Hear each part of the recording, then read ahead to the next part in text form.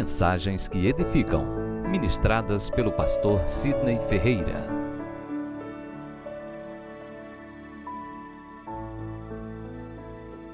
É necessário trazer uma introdução, da Bíblia, e o nosso objetivo aqui nessa manhã é justamente isso, trazer uma introdução da Bíblia, amém? Quem tiver papel, quem tiver caneta, faça suas anotações. E a área da teologia que estuda a Bíblia é chamada bibliologia, Logia vem de estudo e bíblio vem de Bíblia, é justamente a junção desses dois vocábulos que surge a palavra bibliologia, ok? O que é que nós vamos ver durante esse curso, durante essa ministração? Nós vamos ver o surgimento e a formação das Escrituras. Eu creio que é dúvida de muitos irmãos que já estão há muito tempo no Evangelho e não sabem como a Bíblia chegou até nós. A gente conhece a Deus através da Bíblia, a gente reconhece que ela é o nosso manual de vida, que ela é a nossa única regra de fé e prática, mas infelizmente a gente tem poucas informações acerca da Bíblia. Então nós vamos ver a origem do nome da Bíblia, os autores da Bíblia, tempo em que foi escrito, idiomas originais da Bíblia, a formação das Escrituras e as divisões da Bíblia. Então, pela manhã, acho que a gente consegue, nessa manhã, fazer isso, tá? E a ideia é que, semana que vem, a gente já comece Gênesis, depois Êxodo, Levítico, Números, Deuteronômio, e aí iremos por todas as Escrituras Sagradas. Amém? A origem do nome Bíblia. Bem, o vocábulo Bíblia deriva-se do vocábulo grego e latim biblion, que significa etimologicamente coleção de livros. Você sabia? Não sabia? Que a Bíblia na realidade é uma coleção de livros. Quantos livros? 66 livros. Quantos livros estão no Antigo Testamento?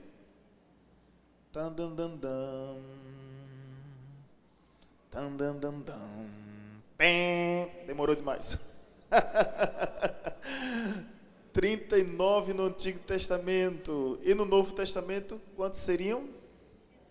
27 livros. Olha só. Você ama a Bíblia e não conhece esses detalhes, né? Então, significa etimologicamente coleção de livros. São 66 livros diferentes, provenientes de épocas, culturas, regiões, autores que tinham suas profissões, seus idiomas completamente divergentes uns dos outros. E o incrível é que o efeito de telefone sem fio não funciona na Bíblia. Quando Moisés escreveu, ele não tinha a mínima noção que um dia Isaías escreveria.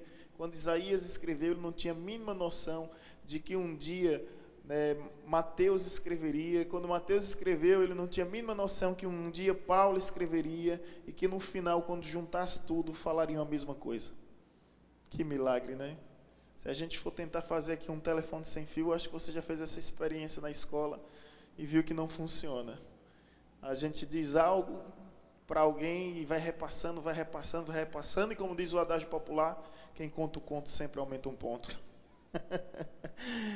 E aí, meu amigo, fica uma bagunça no final de tudo, uma bagunça geral.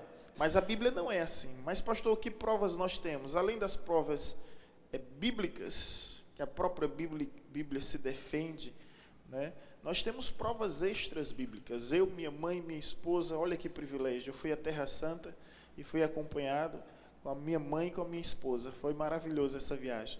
Nós tivemos a grande oportunidade de visitar as cavernas de Qumran.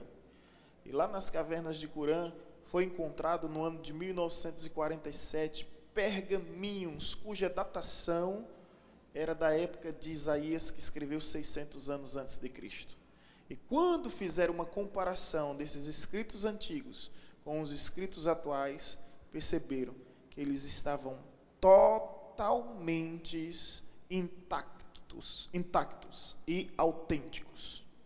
Isso somente pode ser explicado através de um milagre.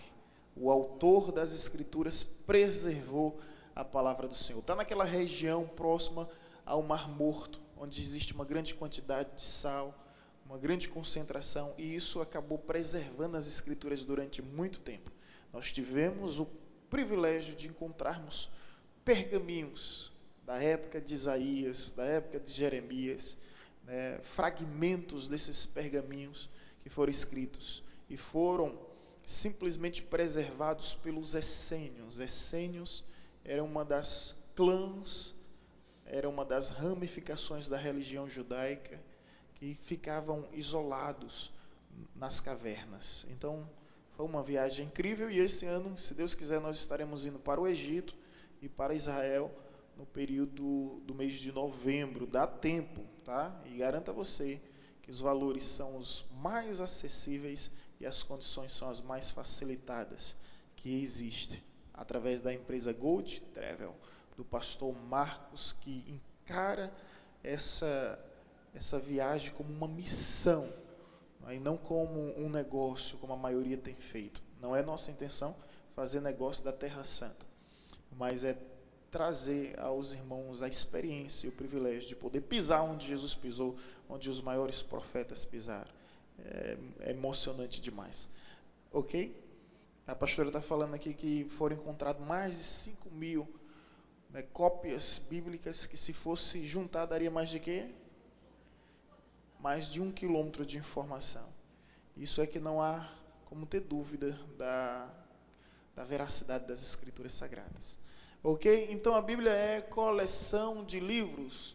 Tal termo foi aplicado primeiramente por João Crisóstomo, grande pregador e reformador de Constantinopla, que viveu durante o ano de 398 a 404 na era de Cristo. Viveu pouco, não foi? É isso? Acho que ali está errado. Posteriormente, o nome Bíblia conquistou todas as línguas modernas, cujo sentido permanece até hoje. O sentido da palavra é justamente Bíblia, coleção de livros, permanece até hoje. Então, a origem do nome Bíblia está aí. Agora, o que é interessante? Entendermos os autores da Bíblia. Uma pergunta retórica, para a gente pelo menos dar aquele suspense no ar. A Vanessa quer responder tudo aqui, rapaz? A pastora já responde tudo. Uma pergunta retórica, pense, quantos autores tem a Bíblia? Você sabe quantos homens a escreveram? Na realidade, o autor é um só, né? Mas quantos homens escreveram a Bíblia? O autor é um só, que é justamente o Espírito Santo. Agora, quantos homens escreveram a Bíblia? Você sabe? Tandandandam. Tandandandam. Pém. Aí eu faço essa dinâmica com os meninos, né?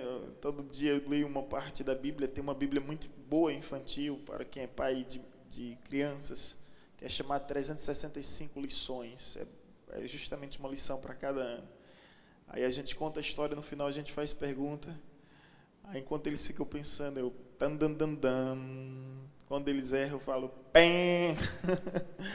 E é uma maneira de atrair a atenção deles. Ok? Quantos autores da Bíblia? Agora podem responder. Vanessa ficou calada. 40 escritores. A Bíblia foi escrita por cerca de 40 homens, provenientes de 3 continentes, épocas diferentes, lugares distantes e atividades, estilos, idiomas, características, classes sociais distintas e profissões diversificadas. Alguns eram agricultores, pescadores, pastores, profetas, juízes, reis, houve um médico. Todavia, apesar de seus diversos autores, é um só livro com uma única mensagem, totalmente isenta de contradições. Evidentemente, esse é o grande milagre atribuído ao autor das Escrituras, o Deus eterno que usou homens que na época em que escrevia não tinha ideia que eventualmente seus escritos seriam incorporados em um só livro. Se não foi Deus que escreveu a Bíblia, a mente que criou as Escrituras merece ser adorada. Alguém já falou isso.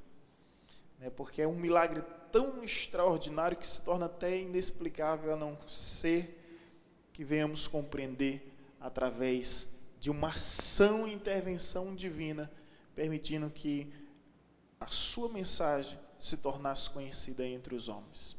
Então, quantos autores? 40.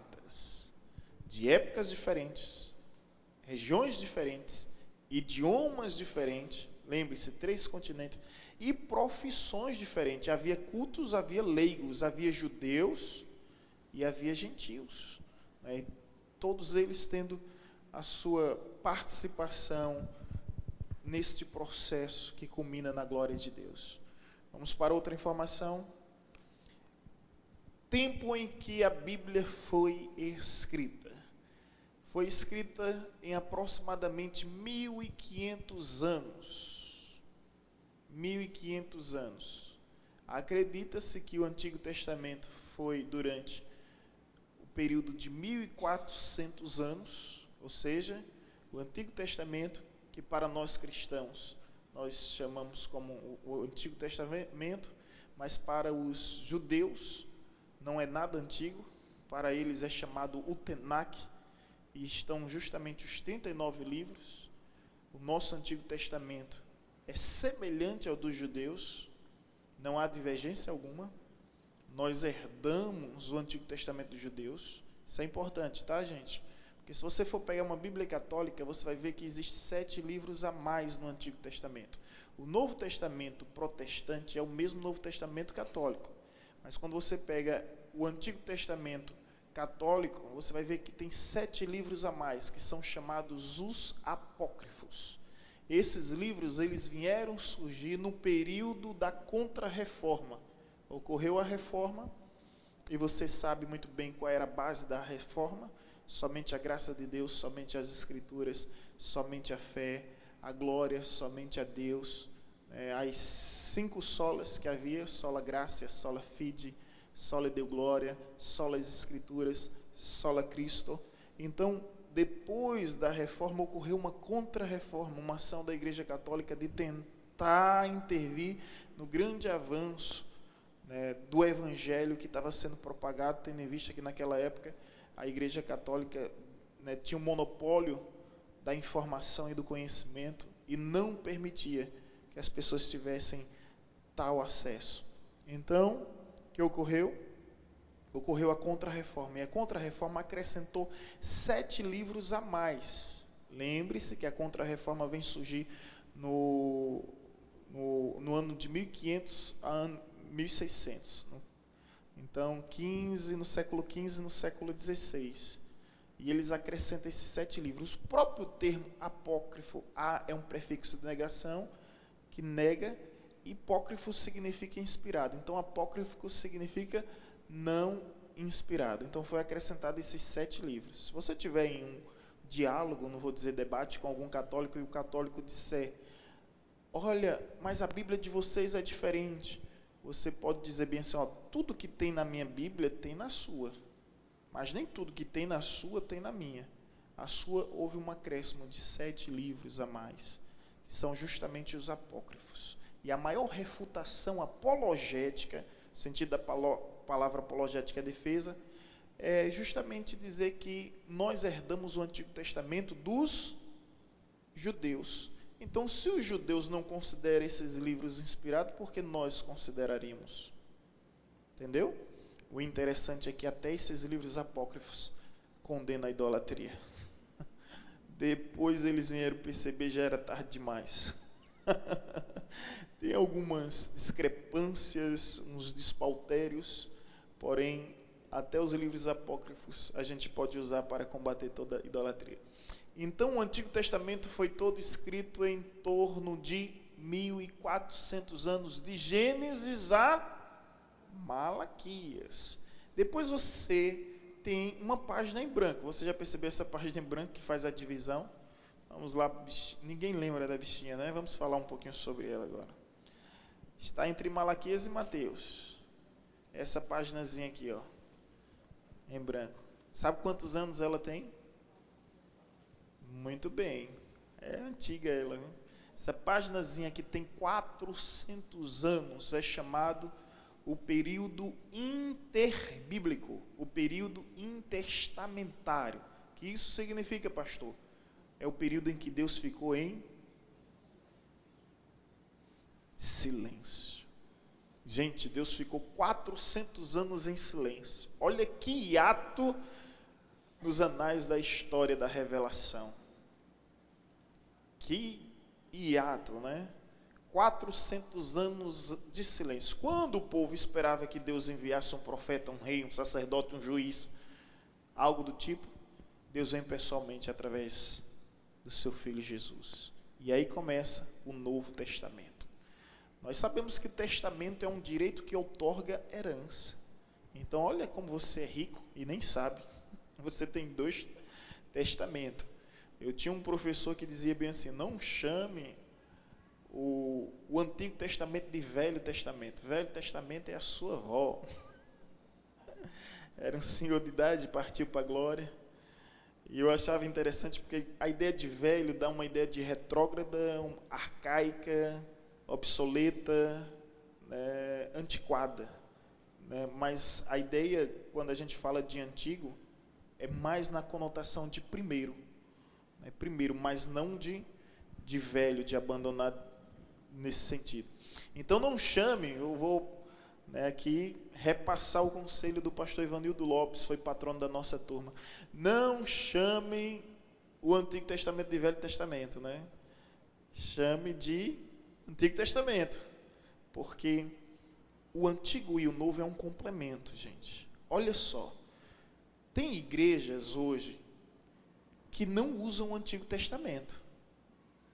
Essas igrejas aderem a uma teologia do primeiro século chamada maniqueísta, que vem de Mani, um herege chamado Mani.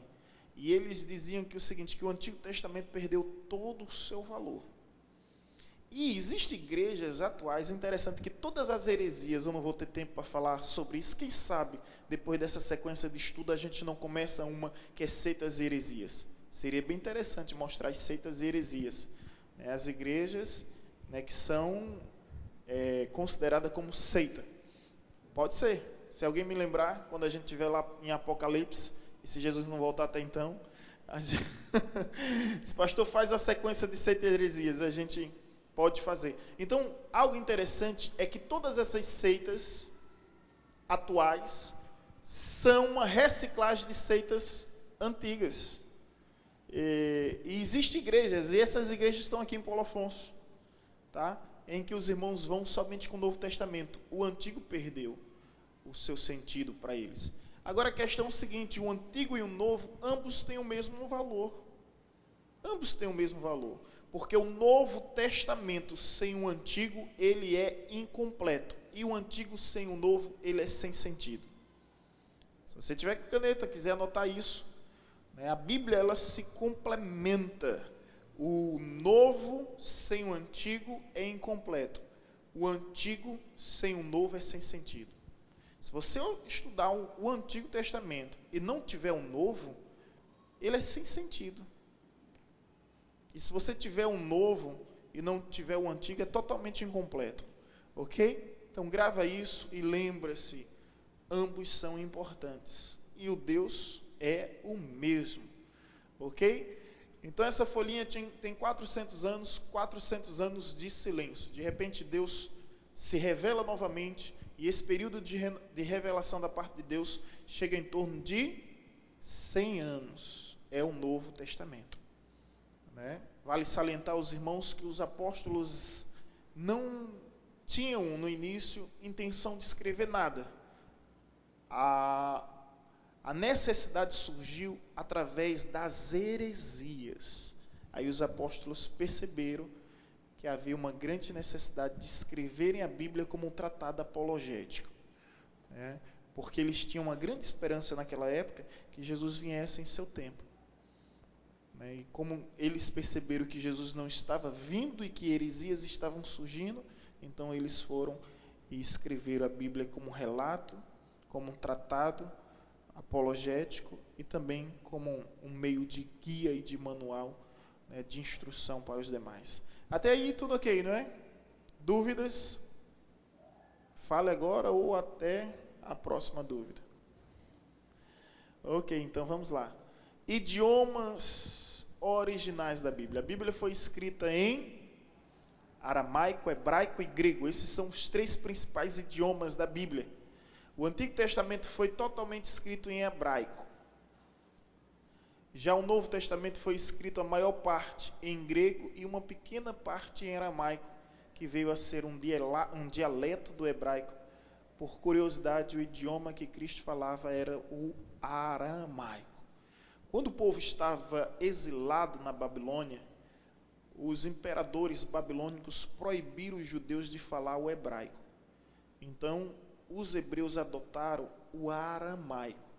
Mas mesmo assim, nas reuniões realizadas nas sinagogas, eles utilizavam, né, o hebraico. Eles preservaram ao longo do tempo sua cultura e, por incrível que pareça, também preservaram o seu idioma. Então, no Novo Testamento nós temos a Bíblia escrita em aramaico por causa dos grandes exilos que existiram, principalmente o babilônico, e nós temos a Bíblia escrita em grego por causa da cultura helenista. Essa cultura foi muito forte por causa de Alexandre o Grande, o conquistador grego, que fez a Biblioteca de Alexandria, e ele difundiu, né, ele simplesmente propagou essa cultura, de modo que o grego naquela época era a língua universal. Quando Pilatos pede para colocar um escrito em cima da cruz, ele pede para que aquele escrito seja em 3 idiomas: o grego, o hebraico e o aramaico, para que todos aqueles que por ali passassem reconhecessem que aquele que estava crucificado era o rei dos judeus. Interessante, né? Pilatos pede para que haja uma identificação. Não era comum uma identificação. É como se fosse o Epifânio, né? E ali coloca Jesus, o rei dos judeus, que não era algo comum, e ele coloca nas 3 idiomas, lembrando que ali era o período da Páscoa. Sendo o período da Páscoa, existiam judeus prosélitos. O que é prosélitos? São pessoas convertidas ao judaísmo de outras regiões. São gentios convertidos ao judaísmo. Então todos eles vinham, porque era o grande mandamento do Senhor que todos estivessem reunidos na Páscoa. Então todos ali que vieram do norte, sul, leste, oeste, né, que vieram da Ásia, que vieram da Europa, que vieram da África, né, dos 3 continentes que estão próximos daquela região, reconhecesse que aquele que estava pendurado no madeiro era Jesus, o rei dos judeus. Pois não? Uma pergunta?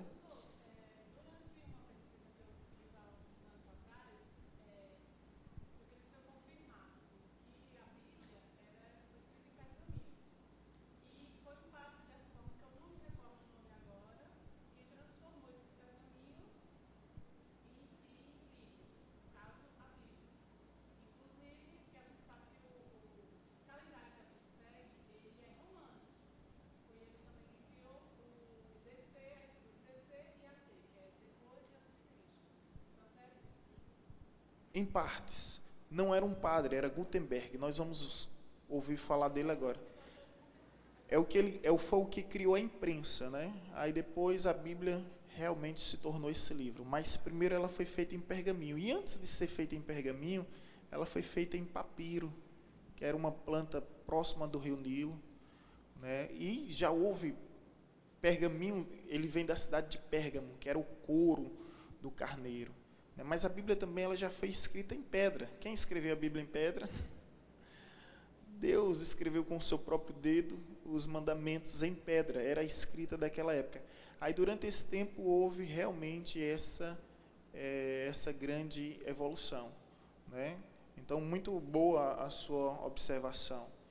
E nós vamos falar justamente agora, já no próximo slide. Como foi o final? A irmã tinha falado algo no final? Assim, um calendário. É verdade. Perfeito. O calendário judeu, ele é lunar. Justamente.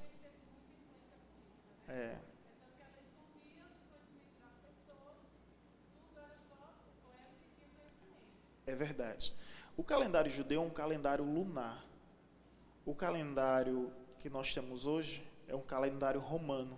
Então ele é um calendário solar. Ele é baseado no Sol. Acredita-se que o calendário lunar ele é muito mais preciso. Inclusive existe um erro, tá? Existe um erro já no padre que fez esse período da data de Cristo. Ele cometeu um erro. Hoje nós não estamos no ano de 2019. Nós estamos 5 a 7 anos a mais.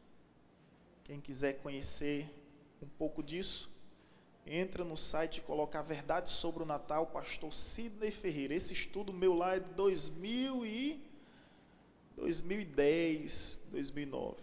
A verdade sobre o Natal. Né? Se estivesse próximo do Natal, eu até colocava esse estudo, mas colocar agora nas redes sociais vai ficar um pouco sem sentido. E vai perceber que houve um erro de cálculo. Então, né, nós estamos 5 a 7 anos a mais dessa data. Né? Verdade. 5 a 7 anos. Bom, gente, eu gostaria muito de falar sobre isso, mas vai lá sobre a verdade sobre o Natal, pastor Sidney Ferreira, né, e você vai encontrar esse erro de cálculo. Ou então pesquisa, né? Eu acho que, com certeza, outros autores têm falado sobre isso. E aí você vai perceber que há um erro quando... Agora, aí foi um padre, quando ele vai fazer essa data, essa precisão, ele erra. E depois pergaminhos escritos encontraram a ordem de Herodes mandando matar as crianças. E a partir daí perceberam que aquela ordem estava 7 anos mais velha do que a idade de Cristo. Como é que Herodes mandou matar as crianças 5 a 7 anos atrás? Deu para entender o raciocínio lógico? Então, houve um erro aqui. Aí não tinha como mais corrigir. Né? Senão a gente estaria hoje em 2025, 2026. Que bom, né? Ok. Outra coisa importante que a irmã falou, muito boa e pertinente sua colocação para o momento, é o seguinte, gente. Eu sou católico apostólico, porém não sou de Roma, eu sou de Jerusalém. O sentido palavra católico é universal, apostólico é que veio dos apóstolos. Porém, todo o problema da igreja cristã, da cristandade, ela vem justamente a partir dos romanos. Uma hora ou outra você vai encontrar um teólogo católico dizendo o seguinte, mas a Bíblia foi feita pelos católicos. A gente escuta isso o tempo todo, né? Não, a Bíblia não foi feita pelos católicos. Quando em 313 o imperador Constantino se converte ao cristianismo e permite a liberdade de culto, ele só permite a liberdade de culto a Cristo, que antes era proibido, e muitos cristãos morreram nas arenas, e vocês sabem, apedrejado, teado fogo e tantas outras coisas. Tantas mortes terríveis, cruéis, execráveis, horrendas. E depois Teodósio, né, no ano 380, é um outro imperador que vem oficializar o cristianismo como religião oficial de Roma. Pronto, ali começa a desencadear uma série de problemas. Mas antes de 313, ocorreu justamente os pais da igreja. E os pais da igreja já tinham a Bíblia como ela é. Então a gente não herda, né?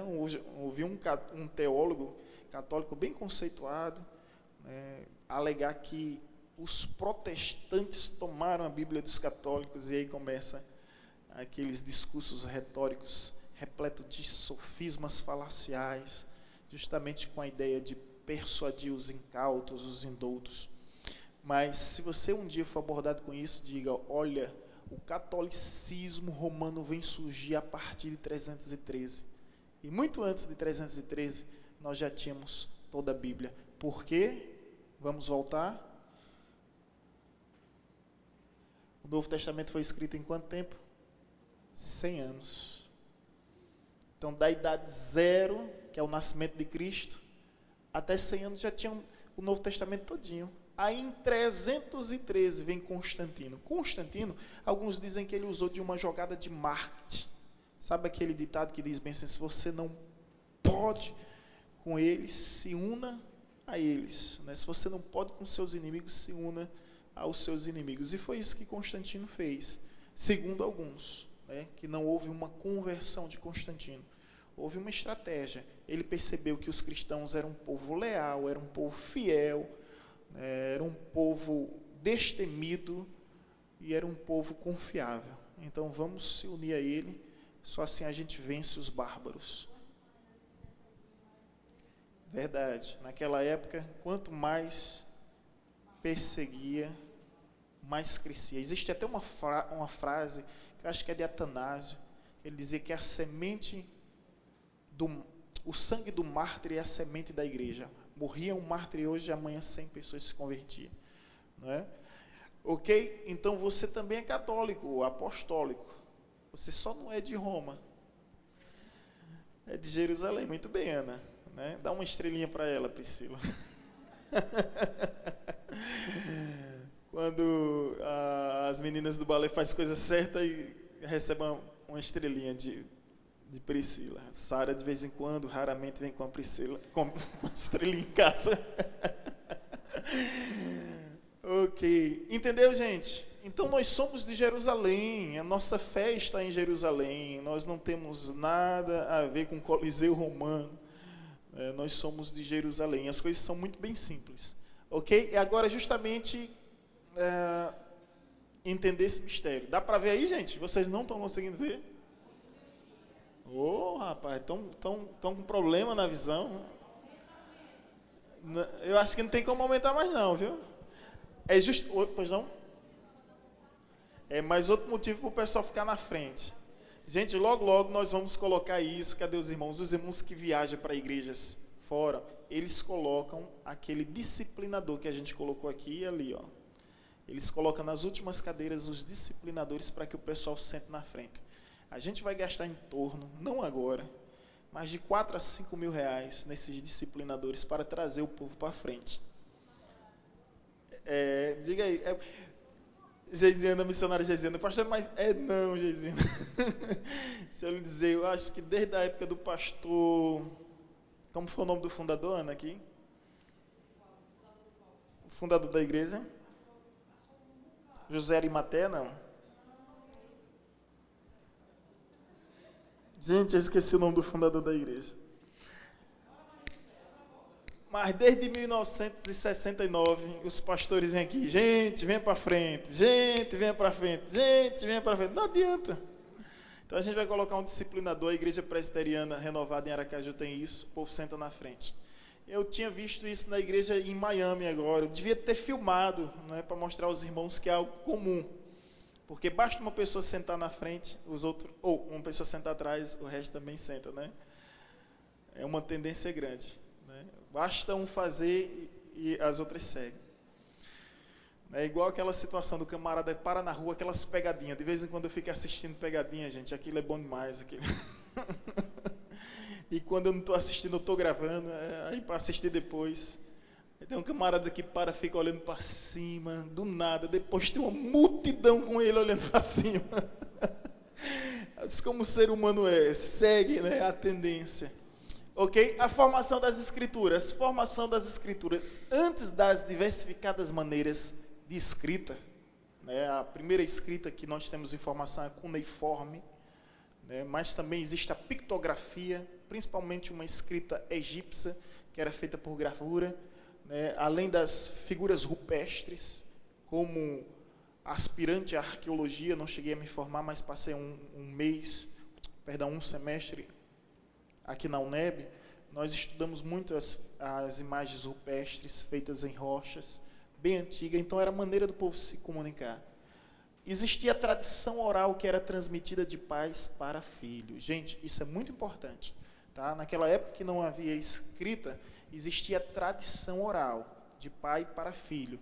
E Deus sempre falou a importância da tradição oral, do pai ensinar o filho, quer durante o dia, durante a noite, quer em pé, quer deitado, ao se levantar, ao se deitar, sobre a mesa. A Bíblia vai falar isso todo o tempo. Né? E ali, hoje a ciência descobre a identificação com a voz.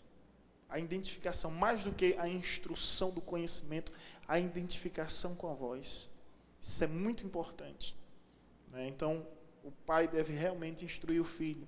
E a tradição oral foi a primeira forma da escrita, ou melhor, da comunicação naquela época, para a preservação do conteúdo, da informação, que era transmitida de pai para filho. Posteriormente, de acordo com a evolução dos tempos, a Bíblia veio a ser produzida em mãos por diversos materiais de acordo com a época e cultura das regiões. Foram utilizadas pedra, argilas, cacos de cerâmica, madeiras, tábuas de barro, couros e etc. Os materiais mais conhecidos e utilizados foram o papiro, é uma planta que nascia e crescia espontaneamente nas margens do rio Nilo, no Egito. Essa planta crescia até 4 metros de altura. Se escreviam em suas longas folhas e depois guardavam em rolos. A folha tirada do caule do papiro chama-se biblos. Olha aí, por isso que vem o nome Bíblia, né? Era a primeira material de escrita, que tornou-se em uma palavra grega para designar o livro que futuramente foi atribuído às Escrituras. O pergaminho era couro de carneiro produzido na cidade de Pérgamo, na Ásia Menor, que servia como material de escrita. Depois, com a invenção da imprensa, a Bíblia tornou-se o primeiro livro da história a ser impresso. O primeiro livro a ser impresso, né, foi justamente a Bíblia por Johannes Gutenberg, no século XV, um pouco antes da Reforma, que justamente facilita a Reforma. Tal invenção é considerada ainda hoje como o evento mais importante do período moderno, o que provocou a revolução da impressão e possibilitou a publicação de diversos livros nos mais variados idiomas. Nos tempos odiernos, devido ao grande avanço tecnológico e à globalização, podemos encontrar a Bíblia em CD áudio, CD-ROM, DVD, MP3, e-mail e uma série de formatos compatíveis a inúmeros aparelhos sofisticados utilizados na modernidade. Oi? Boa. Até aplicativo hoje, né? Gente, nós venhamos e convenhamos. Pense comigo. Nós somos uma geração muito privilegiada. Naquela época, você lia a Bíblia, sabe como? À luz de vela. À luz de vela. E hoje, você não precisa nem ligar a luz para acender a Bíblia, para ler a Bíblia, né? Baixa o celular, você já consegue ler a Bíblia. Naquela época, outro detalhe, ninguém a tinha em casa. Então, às vezes as pessoas tinham um livro da Bíblia. E aí se trocava. Você tem Isaías, eu tenho Jeremias. Tu já leu Isaías? A pessoa eu também já li Jeremias. Vamos fazer uma permuta? Olha que situação. Hoje nós temos em várias versões, em vários idiomas, em várias traduções. Temos Bíblias de estudo, gente. Bíblia de estudo para casais, estudo para jovens. Linguagem de hoje, que é uma linguagem mais acessível, né? A Bíblia de estudo da mulher. Gente, por isso que um dia um pastor falou algo, o pastor Joilson, lá do Rio de Janeiro. Ele disse bem assim: nenhuma geração será mais cobrada do que a nossa. Porque nenhuma geração teve tantos privilégios quanto a nossa. Teve tantas oportunidades quanto a nossa. Porém, infelizmente, nenhuma geração é mais negligente do que a nossa. Isso é verdade, né? Isso é verdade. Então, aí a formação das escrituras, né? Hoje, graças ao bom Deus, tem pessoas que dizem na internet, televangelista, para que teologia? A teologia não serve para nada, e começa a criticar a teologia. Gente, isso aí, que despautério, que asneira essa pessoa está falando. A teologia não desvia ninguém. Agora, quem é desviado, né, uma hora ou outra vai se manifestar de uma forma ou de outra. Agora, deixa eu lhe dizer uma coisa: sem a teologia nós não teríamos a Bíblia, sem a teologia nós não teríamos as inúmeras traduções, versões da Bíblia. Sem a teologia, a Bíblia já tinha sido adulterada, como foi tentada ao longo da história, estaria totalmente extinta. Aí a gente faz, isso é cruel quando uma pessoa diz isso, eu fico estarrecido, consternado, ensandecido, né, quando ela fala algo desse tipo. Sabe por quê? Porque despreza a dedicação, o esmero, o empenho de homens que viveram toda a sua vida somente para traduzir. João Ferreira de Almeida, que traduziu a Bíblia do latim para o nosso idioma português. Ele passou toda a sua vida. Quer ver uma coisa? Tente traduzir a Bíblia para o Tupi-Guarani, a língua de origem brasileira, ou para qualquer dialeto que existe aí nas tribos indígenas. Tente. Conheço missionários que estão há décadas e até então só conseguiram traduzir os evangelhos, Mateus, Marcos, Lucas e João. Aí você desmerece todo um trabalho. Então é uma bobagem, né? É uma bobagem sem precedentes. Então a teologia é muito importante, muito importante. Agora, se alguém usa a teologia para o mal, problema dessa pessoa. O sol que derrete o gelo é o mesmo que enrijece o barro. O problema nunca está no sol, mas na essência e na natureza de cada um. Então a teologia é bênção, a teologia vai lhe trazer conhecimento acerca de Deus, né, vai lhe trazer maturidade cristã e vai lhe preservar. A Bíblia fala sobre a importância de batalharmos pela nossa fé, e isso somente através de uma teologia saudável, boa e saudável. Ok? Chegamos à divisão do Antigo Testamento. O Antigo Testamento é dividido em 5 seções. Quais são? Pentateuco, livros históricos, livros poéticos, profetas maiores e profetas menores. Quais são os livros do Pentateuco? Gênesis, Êxodo, Levítico, Números e Deuteronômio. Quais são os livros históricos? Josué, Juízes, Ruth, 1º e 2º Samuel, 1º e 2º Reis, 1º e 2º Crônicas, Esdra, Neemias e Esther. Quais são os livros poéticos? Jó, Salmos, Provérbios, Eclesiastes e Cantares de Salomão, Cântico dos Cânticos também, né? Quais são os profetas maiores? Isaías, Jeremias, Lamentações, Ezequiel e Daniel. Quais são os profetas menores? Costumo chamá-los de menores abandonados, que ninguém lembra deles, né?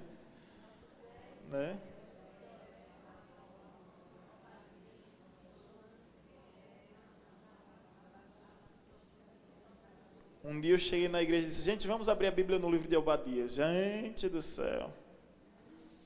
E eu dizia: quem encontrou diz amém. Ninguém dizia. Como a pastora fala, né? Quem dizia amém, os irmãos? Misericórdia, misericórdia, misericórdia. Gente, os profetas são menores, são Oséias, Joel, Amós, Obadias, Jonas, Miqueias, Naum, Sofanias, Ageu, Zacarias e Malaquias. Esses são os 12 profetas menores. Pastor, por que isso? Profeta maior e profeta menor. Né? Por que isso? Simples. Não é porque um era mais importante do que o outro, não. É o tamanho do livro que eles escreveram. Pega o livro de Isaías e pega o livro de Amós, ou qualquer um desses. Você vai ver um disparate enorme de escrito. É o tamanho do escrito. Então, profetas maiores não era que eram os mais importantes, não, tá? Profetas maiores é porque escreveram mais. Aí ficaram essa separação aí, que ao todo forma 39 livros, ok? Semana que vem a gente começa o estudo no Pentateuco. A gente começa a estudar o livro de Gênesis. Ok? Até aí tudo bem? Pentateuco, vamos lá, trazer um panorama rapidinho. Pentateuco são os 5 primeiros livros da Bíblia, que para os judeus é chamado o Torá. Né? Para os judeus são chamados Torá, e nós consideramos como Pentateuco, que é Gênesis, Êxodo, Levítico, Números e Deuteronômio. Toda a ciência, toda a informação divina se encontra no Pentateuco. Ok? Depois vem livros históricos relatando justamente história. Depois vem os livros poéticos, o nome já diz tudo.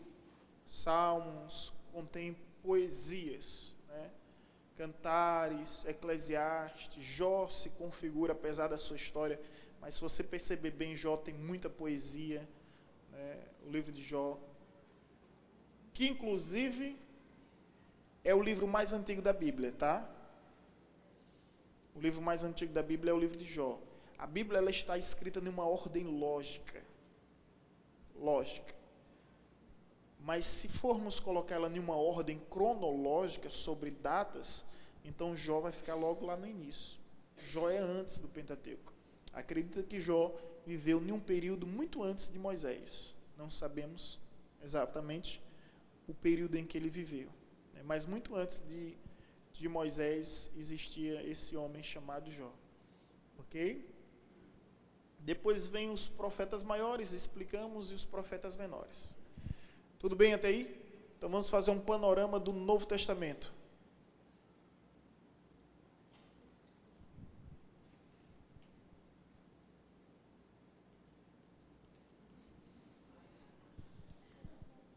O que é que aconteceu agora? Oi? Qual a diferença de quê? Ah, sim. O Torá é o Pentateuco, são os 5 primeiros livros, e o Talmud é o livro de sabedoria. É um outro livro que não está na Bíblia. Não faz parte também do Tenach. O Tenach são os 39 livros, mas é um livro de sabedoria dos judeus.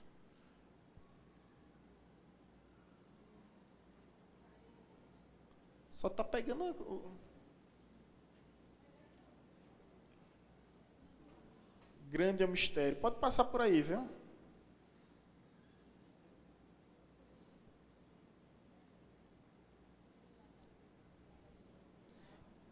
Travou. Acho que programaram ele para quando chegar 11 horas ele não funcionar mais. Estou entendendo, viu?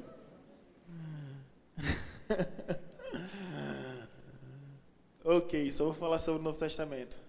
Passa por aí, é melhor. Aqui não está indo, não.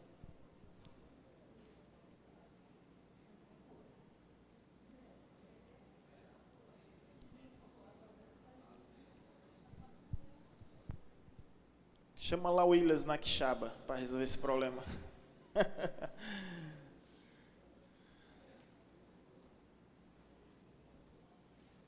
Pilha, será que é pilha? Eu acho que não, viu? Porque...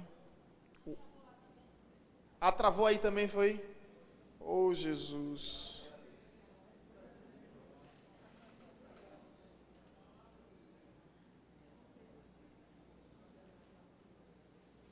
Ok.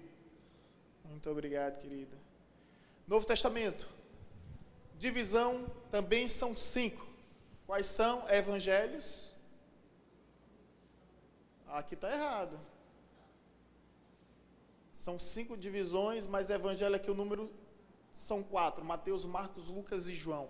Esses 4 livros aqui são chamados sinóticos. Mateus, Marcos e Lucas. Esses 3 primeiros livros. Sinótico significa semelhante. Mateus, Marcos e Lucas. Eles falam a mesma coisa, não é? É verdade que existem algumas diferenças de informações entre eles. E é justamente o que autentica a veracidade das Escrituras. Porque quando um juiz quer ouvir um depoimento, se o depoimento for completamente igual, ele começa a desconfiar, né? O mais importante no depoimento, na informação, é justamente o cerne da questão, a ideia central, né? Então, um vai falar sobre um cego, o outro vai falar sobre 2 cegos, e assim cada um vai ter sua visão, sua perspectiva acerca de uma realidade. Cada um vai descrever algo que chamou mais a sua atenção. Então, os sinóticos, e aqui temos o Evangelho de João, que é a carta universal. Nós vamos falar sobre isso, né, no decorrer de toda essa ministração, ao longo dessa longa jornada, mas é importante dizer para os irmãos que Mateus, ele escreve para os judeus, Marcos para os romanos, Lucas para os gregos e João para os gentios, é a carta universal. Se você pega o livro de Mateus, Novo Testamento, gente, é difícil um novo convertido ler Mateus, né? Porque você abre Mateus, tem a genealogia. Fulano gerou Cicrano, Cicrano gerou Beltrano, e Beltrano,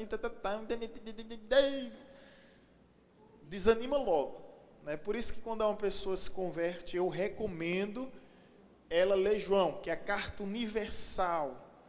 No princípio era o verbo estava com Deus, o verbo era Deus, é uma linguagem muito mais acessível. Mateus escreveu para os judeus. Agora, como nós não somos judeus, não nos interessa tanto. Agora, quando um judeu pega a genealogia e ele sabe que um dia Deus fez uma promessa a Adão e Eva, que do ventre de Eva surgiria aquele que esmagaria a cabeça da serpente, que um dia Deus fez uma promessa a Abraão, que levantaria em sua geração um sucessor, que um dia Deus fez uma promessa a Davi, que um dia alguém reinaria no seu trono e seu reinado não teria fim. Aí quando você pega tudo isso, Jesus, descendente de Davi, descendente de Abraão, descendente de Adão, aí você, poxa, as profecias se cumpriram.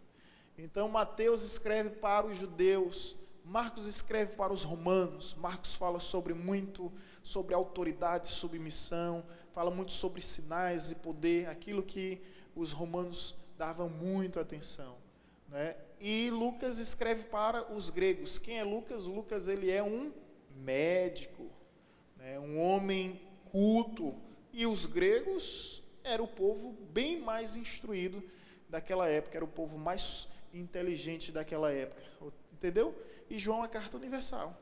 Até aí, tudo bem, A segunda sessão da divisão dos 5 livros, das 5 sessões, do Novo Testamento, a próxima é livro histórico. Só tem um, que é Atos dos Apóstolos. Atos dos Apóstolos é a história dos apóstolos, é relatos dos apóstolos, ou seja, ali não está doutrinando ninguém, só está narrando o que aconteceu. Então, Atos dos Apóstolos, ele não tem a intenção de doutrinar ninguém, mas de narrar o que realmente aconteceu naquele período. Depois vem as cartas paulinas, o apóstolo Paulo. Olha quantas cartas o apóstolo Paulo escreveu. 13 cartas. Agora, interessante, gente, a nível de informação. Paulo nunca andou com Jesus, Paulo nunca viu Jesus, Paulo nunca... não esteve com Jesus no ministério terreno. Escreve 13 cartas. Viu Jesus na estrada de Damasco, mesmo assim, aquela glória reluzente, a qual ele ficou cego. E mesmo assim escreveu 13 cartas. Você vê Pedro. Pedro escreveu quantas? 2. João escreveu quantas? 3. Qual a diferença de Paulo para os demais? Conhecimento. Aí eu vou dizer uma coisa para você: o que determina o tamanho de um edifício é seu fundamento. Você quer crescer na sua vida, invista na base. Invista no seu alicerce. Se você tiver alicerce, você vai longe. Agora, se você crescer sem fundamento, você desmorona. O tamanho de uma raiz, o tamanho de uma árvore é determinado pela profundidade das suas raízes. A resistência dela no tempo, nas estações, é determinado pelas suas raízes. O carvalho, por exemplo, é uma árvore que no meio da tempestade ela fortalece suas raízes, Então a Bíblia nos traz esse grande exemplo. Paulo escreveu 13 cartas sem nunca ter andado com Jesus, em relação aos apóstolos que passaram 3 anos e pouco com Jesus. Olha que diferença. Quais são as cartas paulinas? Romanos, 1 e 2 Coríntios, Gálatas, Efésios, Filipenses, Colossenses, 1 e 2 Tessalonicenses, 1 e 2 Timóteo, Tito e Filemão. Dentro das cartas paulinas, existem umas cartas que são chamadas cartas pastorais, que são Timóteo e Tito, é chamada epístolas pastorais. Paulo está instruindo a um jovem a ser pastor naquela época. Ok? Depois vem as cartas gerais. Quais são? 8. Quantas são? 8. Quais são? Hebreus, Tiago, 1 e 2 Pedro, 1 e 2 e 3 João e Judas. Não é o Iscariotes, aqui é outro Judas. Depois vem um livro profético, que é o livro da Revelação, que é Apocalipse. Ok? Então está aí um panorama geral do Novo Testamento. Pois não?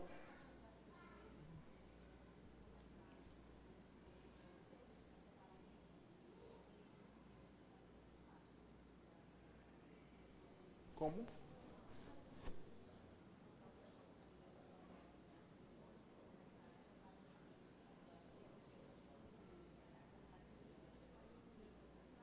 A pastora está dando a ideia de fazer uma gincana no final. Oi.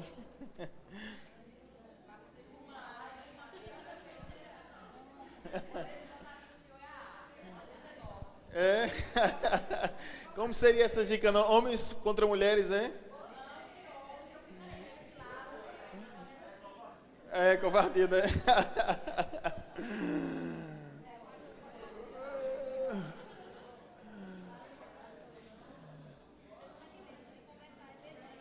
Gente, deixa eu correr um pouco aqui. Boa ideia. Vamos lá. Vamos voltar aqui, ó.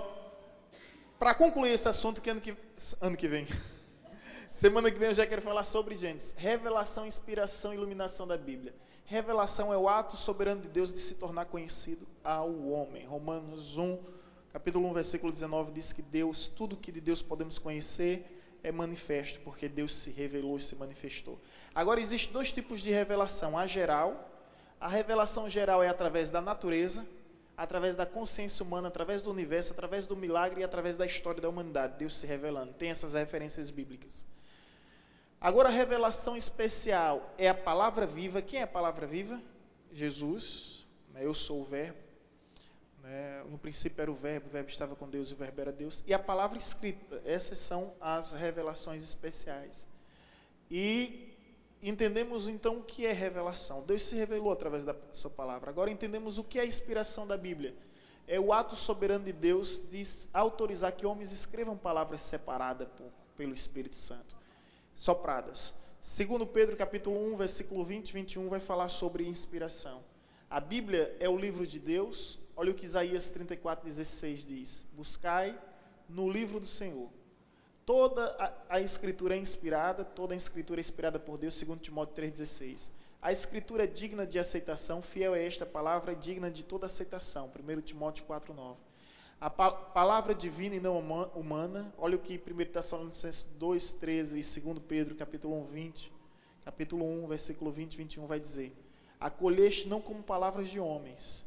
Então, todas essas referências mais ratificando, corroborando para a ideia de que a Bíblia, de fato, é a palavra de Deus. E iluminação, pois não?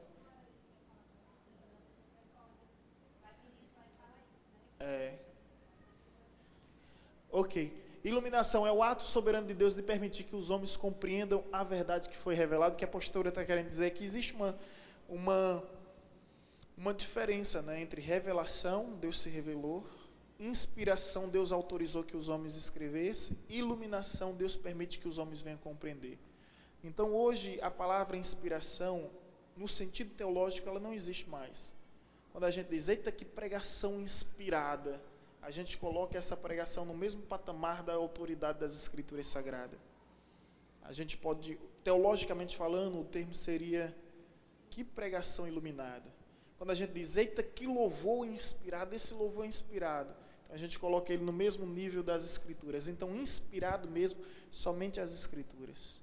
O pior não é somente quando a gente diz que um pregador, ou que uma pregação inspirada e que um louvor é inspirado. O pior é quando a gente diz que pregador inspirado. Pronto, a gente coloca ele no mesmo patamar do Espírito Santo. Né? Que levita e cantor inspirado. Né? Ou seja, a palavra inspirada é infalível. Para que você tenha uma ideia melhor. Infalível. Então, somente a Bíblia tem esse atributo de infabilidade. Então, o sentido correto seria iluminado. Hoje, eu aprendi a ser mais paciente, sabe, gente? Né? Porque a gente vê pastores no altar falando isso o tempo todo, né? Liderança falando, é uma inspiração se tornou tão comum, tão coloquial. Eu digo, meu Deus. Né? Mas, em termos doutrinários, teológicos, o sentido é isso. Eu espero que você tenha aprendido. Mas também não saia matando todo mundo por a frente, não, que fala diferente, né? Teologia não é para isso, é para instruir com amor. Se alguém falar inspirado, você pensa, olha, o sentido correto seria iluminado. Mas não precisa esbravejar, não. Porque a iluminação, a palavra de Deus é espírito e vida. As palavras que vos tenho dito são espírito, são vida. O homem natural não pode discerni-la, porque elas se discernem espiritualmente. O Espírito Santo vos ensinará todas as coisas. Então, tem as referências para que os irmãos possam ler. Isso é o sentido da palavra iluminação. Não é? Por fim, aqui a gente encerra. Foi bom ter chegado até aí. A interpretação correta. Nós cremos na ortodoxia, que a Bíblia é a palavra de Deus, mas existe a neo-ortodoxia e existe o liberalismo. Neo-ortodoxia diz o seguinte: a Bíblia se torna a palavra de Deus.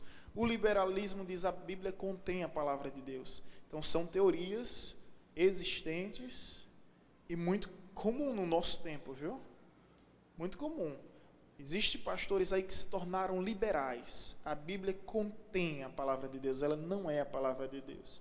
Existem outros que se tornaram neo-ortodoxos, que dizem bem assim: a Bíblia se torna a palavra de Deus, mas ela não é a palavra de Deus. Mas existem muitas lideranças influentes em nossa geração que se perderam e abandonaram a ortodoxia. Dentro da ortodoxia, a Bíblia ela não simplesmente contém, ela não simplesmente se torna, ela é a palavra de Deus. Aí existe a inspiração verbal ou plenária.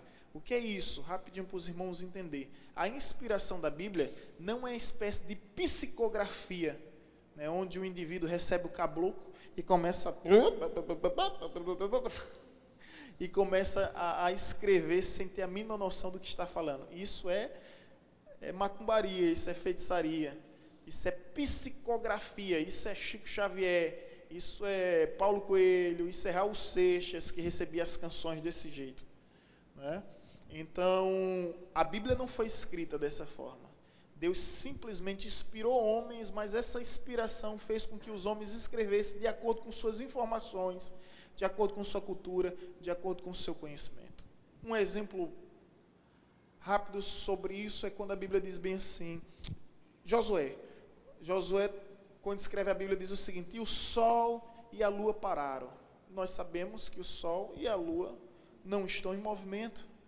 Seria um erro, mas naquela época eles não tinham o mínimo conhecimento de astronomia. Imagina agora o Espírito Santo dar uma aula de astronomia para Josué, depois Josué dá uma aula de astronomia para o povo, sem ter a mínima informação, através de satélites, através de instituição, de organizações que ao longo dos anos descobriram isso. Seria muito complicado. Concorda comigo? E o pessoal descrevia aquilo que via. A sensação que nós temos é essa, no nosso conhecimento popular, no nosso conhecimento empírico, que quando a gente anda, o sol anda, que a lua anda. Então é essa a sensação que a gente tem. Então, mesmo assim, Josué foi inspirado. Foi inspirado apesar de não ter sido preciso. O sol e a lua parou, não foi o sol e a lua. Foi a Terra no seu movimento de rotação em torno do seu próprio eixo e no seu movimento de translação em torno do Sol. Então foi a Terra. Que incrível por pareça, hoje a ciência descobriu que não foi só a Terra que parou. Foi também a nossa galáxia, a Via Láctea parou. Porque se só a Terra para, havia uma colisão. Mas a ciência também parou, que a galáxia chegou à conclusão que a galáxia está em movimento. Então, não só foi a nossa galáxia que parou, o universo todo parou. Caso contrário, haveria colisão com outros planetas e outras galáxias. Dá para entender? O mais interessante é que você chega em casa, lê a história de Josué, e a Bíblia vai dizer no final: e tudo isso Deus fez para ouvir a oração de um homem. Mais surpreendente é isso. É que Deus fez o que fez porque um homem pediu. Você lembra a história? Josué está na guerra, de repente o sol está se pondo, e eles iam entrar em desvantagem. Josué é ousado, aponta para o sol e diz: sol, se detenha no vale, esqueci o nome do vale, mas ele profetiza: e lua, se detenha no vale, e cita o nome, e de repente para tudo. Dentro da ciência, seria uma infração à lei da inércia, né? Você conhece bem a lei da inércia. A inércia, você lembra de física? Você está em um ônibus em tal velocidade, de repente o motorista breca o freio. O que é que acontece? Todo mundo voa. Todo mundo voa. Hã? E o que é que acontece? Ali foi um milagre tão extraordinário, que não aconteceu isso. Não aconteceu. Então, tudo isso foi para ouvir a oração de um homem. Ok? Então, os irmãos entenderam que não é psicografia. Os irmãos entenderam que é iluminação.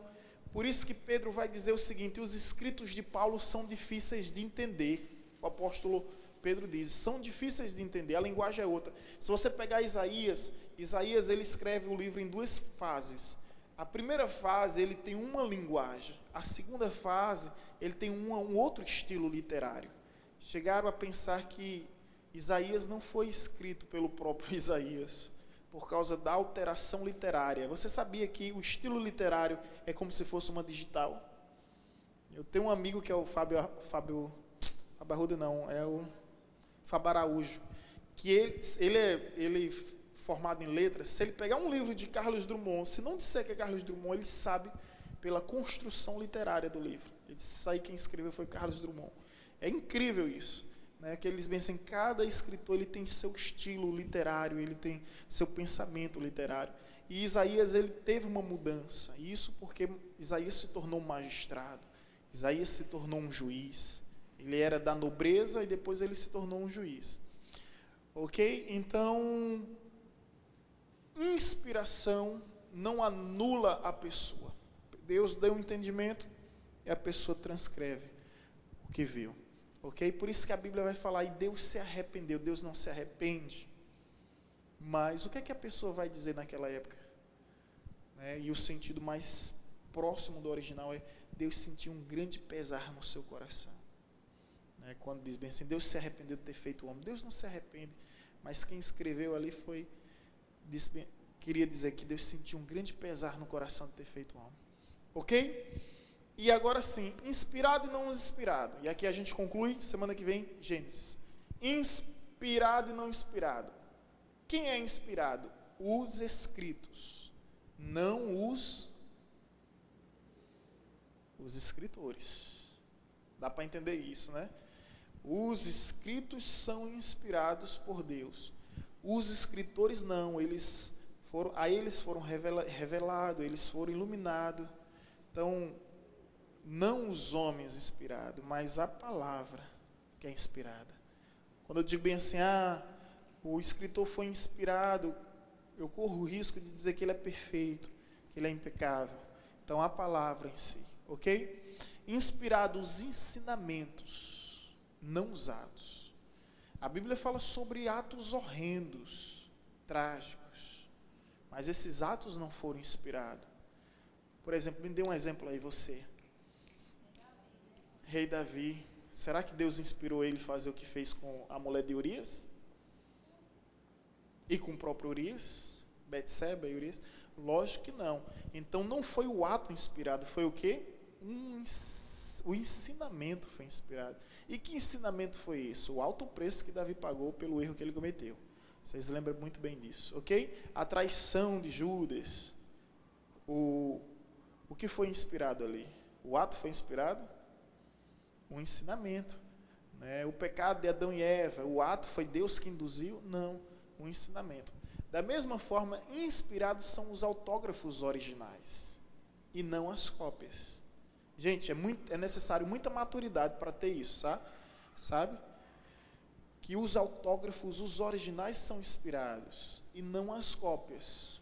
Mas pastor, o que é isso? Esse livro que eu estou nas mãos, ele não é inspirado? Bom, esse livro que você está nas mãos, ele é igual aos autógrafos, os originais. Então ele tem a mesma credibilidade, a mesma autoridade, a mesma veracidade e confiabilidade. Porém, todavia, contudo, entretanto, no entanto, mas os originais eles estão reservados. Por quê? Por que isso é importante entender? Quando o professor no seminário falou isso, eu fiquei confuso, inquieto, intrigado. E eu disse bem assim, como assim esse livro não é inspirado? Aí ele disse bem assim, abre esse livro, Sidney, vá na primeira página, o que é que está escrito aí? Aí eu, versão João Ferreira de Almeida. Muito bem. Você pode criar uma versão, Sidney. você pode criar uma versão. E nessa versão que você tentar criar, você pode cometer erros. E se você vier cometer erros, os seus erros não poderão alterar a originalidade da palavra de Deus. Eu disse, eu entendi, professor Maurício Pastic. Até hoje dá aula lá, eu entendi. Vocês estão entendendo isso? Porque qualquer um, eu vou pegar o original, vou criar uma cópia e vou alegar que essa cópia é inspirada por Deus. Não. Estão entendendo? Por gentileza, se vocês não entenderem, porque sai daqui confuso, acabou com tudo.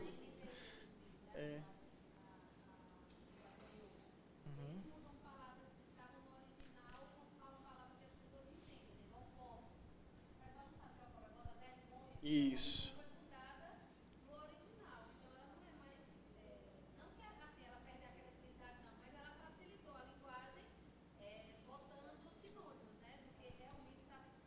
Isso. Não.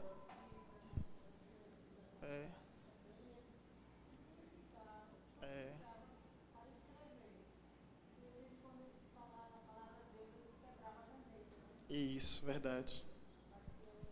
A missionária Maria José está lembrando da reverência que os escribas tinham, né?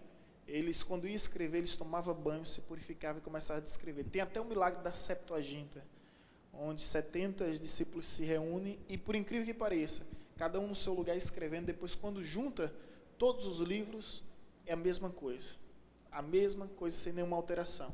Quando eles iam escrever o nome de Deus, eles usavam o nome de Deus, depois quebravam a caneta, a pena, no caso, né? O pincel daquela época era uma pena. Eles quebravam porque não era digno mais de ser utilizado para o outro fim, né? Era 12, tinha toda uma cerimônia e uma reverência incrível.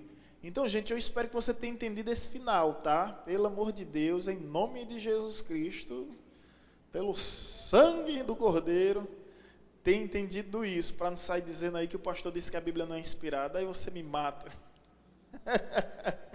A Bíblia é inspirada sim, o que eu estou dizendo é que ninguém tem a liberdade de transcrever a Bíblia como os testemunhos. Pronto, um exemplo bom, os testemunhos de Jeová fizeram isso.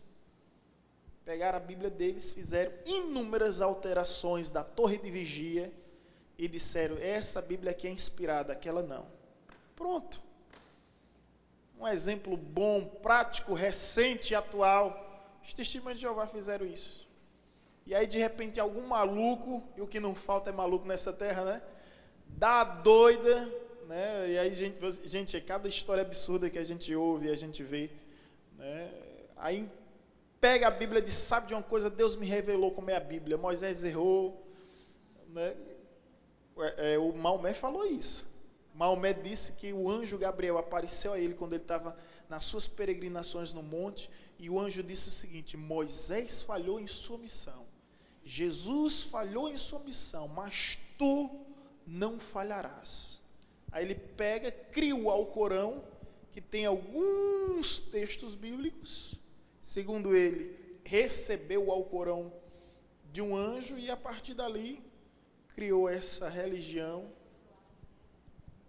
E isso aí vem Charles Taze Russell, Testemunho de Jeová. Ellen Goldwhite foi mais as previsões, mas a Bíblia é a mesma.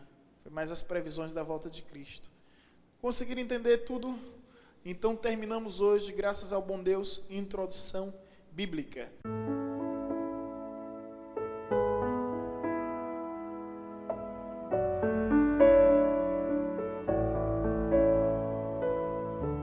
Você acabou de ouvir uma mensagem ministrada pelo pastor Sidney Ferreira, da Igreja Batista Evangelizadora.